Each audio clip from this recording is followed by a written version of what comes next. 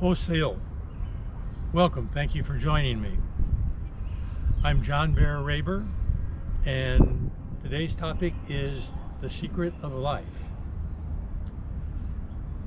The most important thing I found over time in considering what is and what is not alive has been observation of what goes on around on all levels. We're standing at the westernmost end of Golden Gate Park in San Francisco. We are in front of the Dutch windmill, and immediately behind the Dutch windmill is Ocean Beach and the Pacific Ocean. Golden Gate Park, with all the trees, all the flowers and grasses, the animals, the birds, the ocean being right behind us. What better place to discuss what is in fact the secret of life? Now, everyone can agree that animals are alive, but what really constitutes what is living?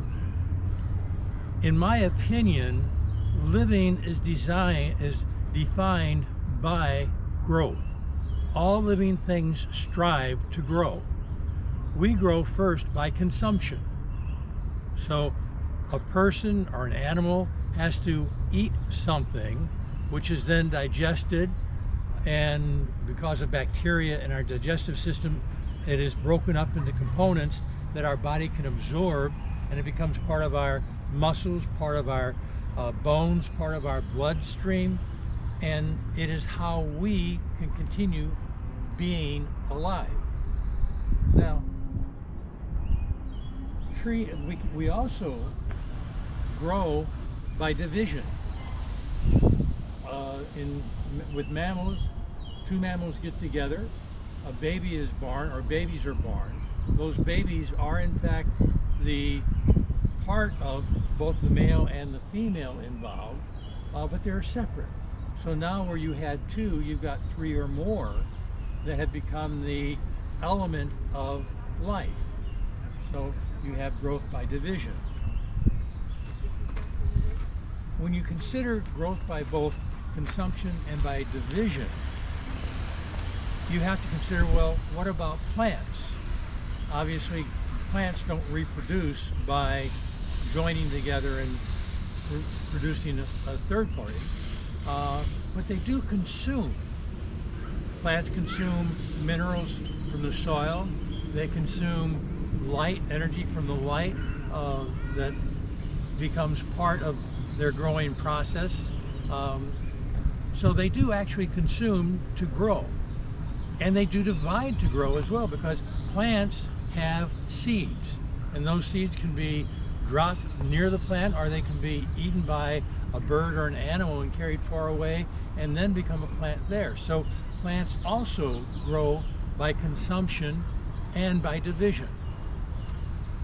Then what about rocks? Well, that's an interesting point. Can rocks grow by consumption? First thing you think about is, well, think of rocks in their various forms.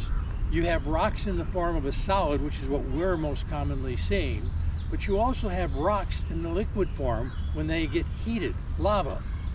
And when lava moves through the land, it consumes everything in its path. So yes, rocks do in fact have the ability to consume by absorption, by taking things in. Division. Rocks grow by division by simply breaking. If you get water in a crack and the water expands, the rock breaks off. If you have an earthquake or any kind of blow to the rock, it can break, and that rock becomes two rocks. Smaller rocks, but still two instead of one. And then those parts break again and again and again until ultimately that mountain becomes sand on the beach. So it's gone through a growth process that goes from being a singular solid to particleized solids of more numbers than we can count. So that's sand. But once sand is there, now as water moves through the sand, it carries things like bones from fish and shells and such, and that's calcium. And the calcium bonds the sand together, and the sand can, after pressure in that process, become sandstone. Then as more water carries minerals through the sandstone and deposits them in the sandstone becomes slate. So now it's growing by absorption of other minerals. So here you have growth by both absorption and growth by division.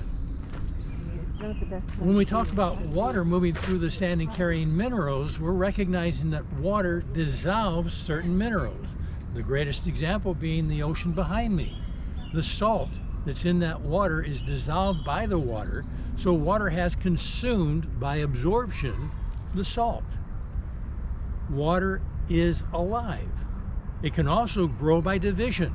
When it's heated up, it becomes a vapor, and the vapor rises up, and then when it's up in the clouds, it becomes either rain, or it can become sleet or hail, or in the frozen sense, it can come back down as snow. So now we have water as being able to consume by absorption and to consume by division, which leaves us only the air. Now, can air divide? When oxygen, which is part of the air, connects with iron, which is a mineral, and there's moisture involved as well, the oxygen, the moisture, the iron turn to rust. Now the air has in fact joined with the stone, meaning it's being consumed, but it is in fact growing by separation, by separating and being part of the stone.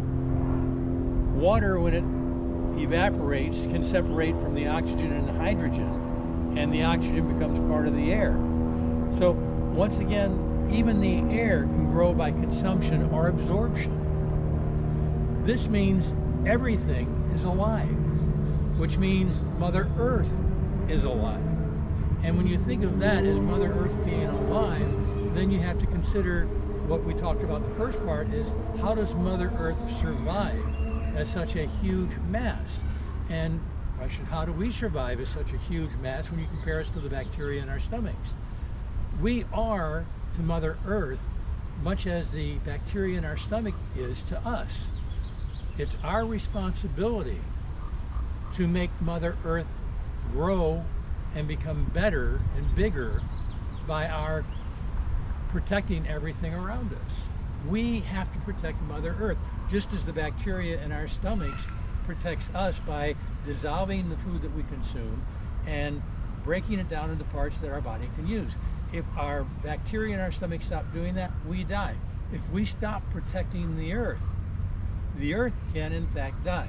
Now, let's think about death in that sense as well. Is death an end? No, it's not. Death is a form of division.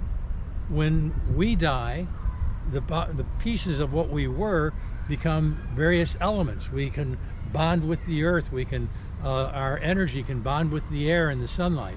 So we, in fact, decompose and decomposing, we in fact are living, growing by separation. So death is not an end, it's just another part of life, and it's another form of growth by both absorption and consumption. So this is all critical to the whole process. Now, we need, the earth needs us to survive. We have to protect the earth. But then again, too, we need us to survive. Man cannot survive alone. We depend on each other. When I eat food from the grocery store, I depend on the grocery store to have the food I need available for me. When I go to the store, they have to have the food delivered to them.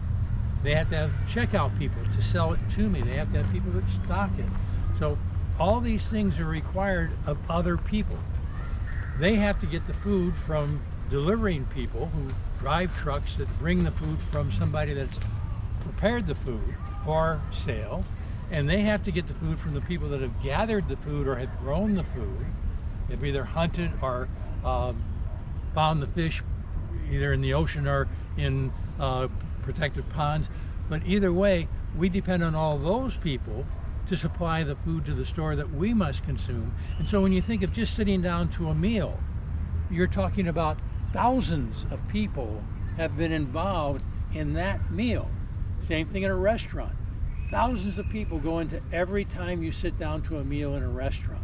We depend on all those people. So people depend on people. We have to have other people, and we have to recognize the effort of the other people is critical to all of our lives, and our efforts are critical to all lives. And the key is we have to be aware of the responsibility that we have of the effort that goes into everything, whether it's the effort into bringing the food to the grocery store or the effort in the tree to gather the minerals from the soil and the light from the sun and grow so it can produce fruit and wood and things that we need. The question then comes, if everything's alive, what do we respect and what effort is important? And all I can say is I believe all effort that leads to something beneficial for society is good. However, we have to recognize too that we all have a choice. All people have the ability to choose, do we want to be productive and create an effort that helps others, or do we want to be destructive, and do we want our efforts to go into destroying things that others have made? Needless to say, the more people who are destructive, the more problems we're going to have. The more people that are productive, the more benefits we're going to have, and more people can survive for that. So people are critical to us. Then how come there are wars? People don't have wars. Governments have wars. People survive. People try to be what they need to be so we can continue and raise our children, raise our families, and all be safe and secure and have enough to where we can be happy. That's life. Governments want more. Now, governments are people, one might say, and yes, it is, but the government is not the people.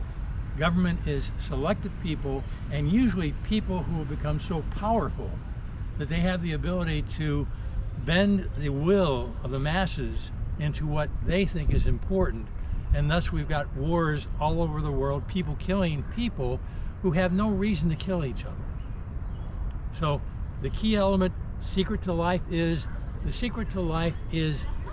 recognizing the importance of all of us and our responsibilities to Mother Earth and everything around us. Thank you for joining me. I hope it was beneficial. Otto.